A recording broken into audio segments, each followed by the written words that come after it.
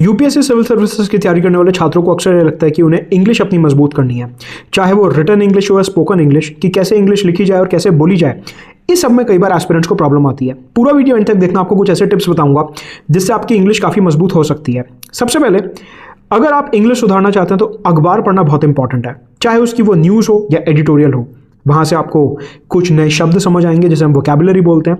Structure समझ आएगा कि कैसे सेंटेंस फॉर्मेशन होता है, एक वाक्य को कैसे बनाया जाता है, और एक पैराग्राफ यानी कि एक एसे किस तरीके से लिखा जाता है।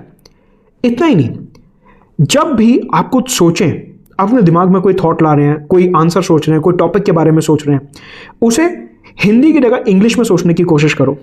आपको पता होगा कि जब हम अपने आप से बात करते हैं तो दिमाग में कई सारे थॉट चलते हैं, ऐसे कर दूंगा, वो कर दूंगा, ये हो जाएगा, वो हो जाएगा।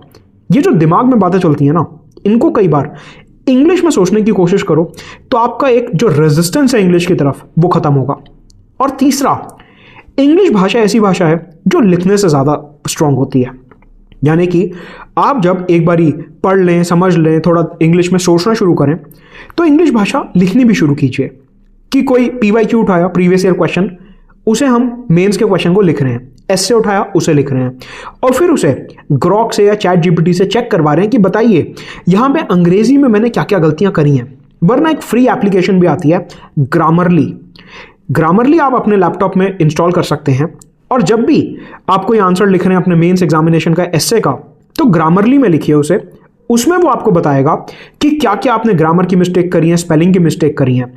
तो यानी कि इंग्लिश में बोलना, इंग्लिश में सोचना और इंग्लिश में लिखना, जैसे जैसे आप धीरे धीरे शुरू करोगे, आपकी अंग्रेजी भाषा अपने आप मजबूत होती जाएगी एग्जामिनेशन के लिए। और ये बात ध्यान रहे कि आपको कोई शशि थरूर जैसी बहुत हाईफाई इंग्लिश नहीं चाहिए, अपनी बेसिक इंग्लिश आनी चाहिए, उससे आपका पूरा काम निकल जाएगा।